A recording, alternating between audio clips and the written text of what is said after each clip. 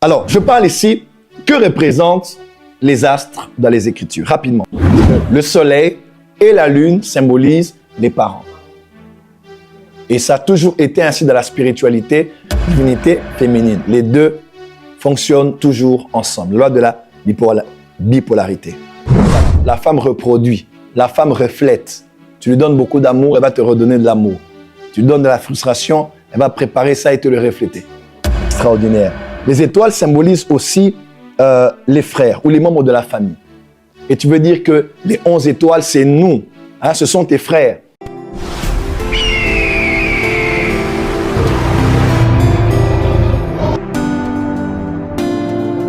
Alors, je parle ici, que représentent les astres dans les Écritures? Rapidement, en 10 points. Premièrement, le monde astronomique. Genèse 1, 4e jour. Quand on parle des astres, on parle du monde astronomique qui avait pour but d'éclairer, luminaire, n'est-ce pas? Mais aussi de marquer les temps et les époques. Deuxièmement, les astres sont dans les Écritures pour aussi symboliser, premièrement, Dieu. Deuxième point, n'est-ce pas? Dieu. Malachie 4, verset 2. Mais pour vous qui craignez mon nom, s'élèvera le soleil de la justice. Et la guérison sera sous ses ailes. On appelle aussi Dieu le soleil de la justice, n'est-ce pas?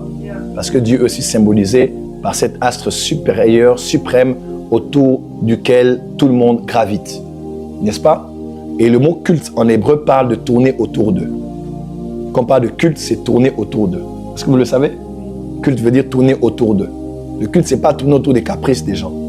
Le culte, ce n'est pas tourner autour des goûts musicaux d'une culture. Le culte, ce n'est pas tourner autour d'un pasteur, de ses caprices. Le culte, c'est tourner autour d'eux. Au point où tu peux voir le bœuf ici, tu peux voir l'homme ici, tu peux voir l'aigle ici, tu peux voir, oh, comment. Quand tu tournes autour de lui, tu peux voir toutes ses facettes. Tu peux le contempler dans toutes ses dimensions. Le monde astronomique, deuxième point, Dieu. Troisième point, Jésus-Christ. Apocalypse 22, verset 16. Moi, Jésus, j'ai envoyé mon ange.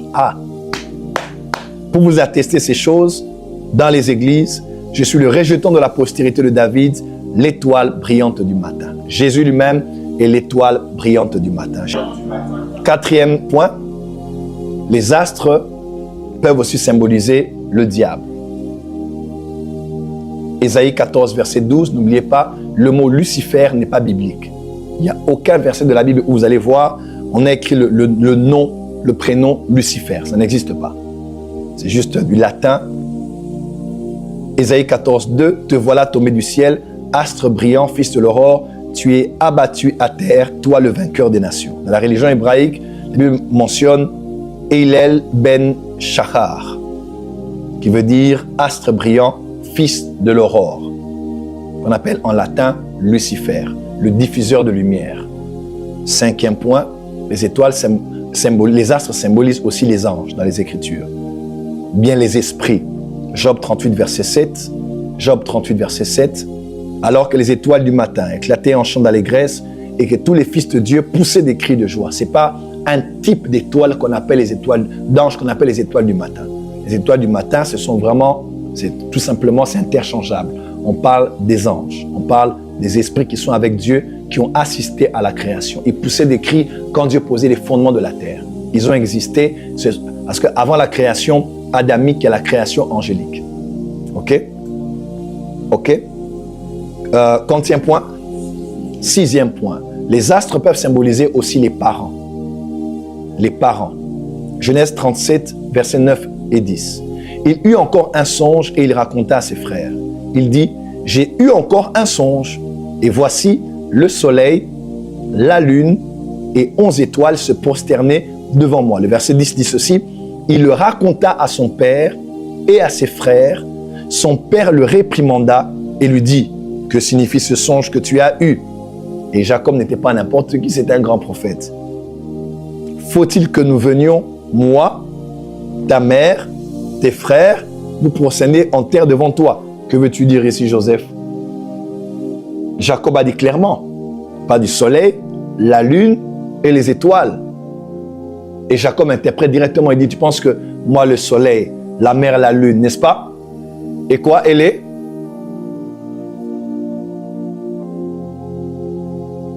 Parce que le soleil et la lune symbolisent les parents. Et ça a toujours été ainsi dans la spiritualité, la divinité féminine, la lune, masculine, la femme. Ok?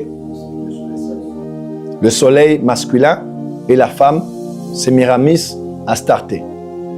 N'est-ce pas? N'est-ce pas? C'est divinité masculine, divinité féminine. Les deux fonctionnent toujours ensemble. Loi de la bipolarité.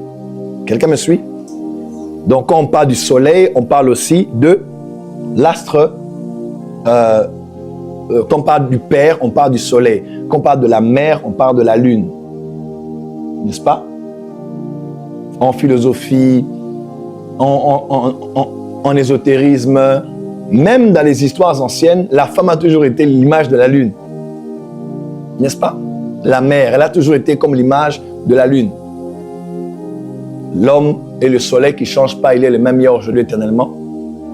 Mais la femme, elle a des révolutions. Elle a des cycles. Elle peut être aujourd'hui très gentille, toute excitée. Demain, elle est vraiment en plein hiver. Après-demain, quand la révolution se passe encore, elle est un quart de lune croissant. Et puis, quand elle est la pleine lune, là, c'est autre chose. Donc, voyez un peu, donc, l'homme, il est souvent, et la femme.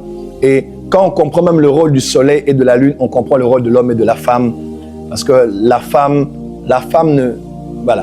reproduit. La femme reflète. Tu lui donnes beaucoup d'amour, elle va te redonner de l'amour.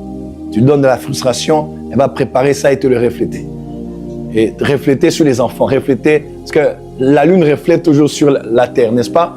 Refléter sur la société, refléter sur les travailleurs, refléter sur le patron, refléter sur les résultats des examens, refléter à l'église, refléter auprès de... C'est toujours ça, c'est en rapport avec combien tu peux diffuser de lumière sur elle. Quelqu'un me suit? Est-ce que c'est clair? Que les femmes qui font la révolution balancent les mains là où elles sont.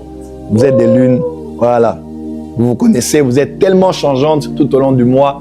C'est juste exceptionnel et extraordinaire. Les étoiles symbolisent aussi les frères ou les membres de la famille. Et tu veux dire que les 11 étoiles, c'est nous. Hein, ce sont tes frères. Quand on parle des étoiles, on pense aussi aux membres de la famille. Quantième point. 8. La nation d'Israël. La nation d'Israël et l'Église.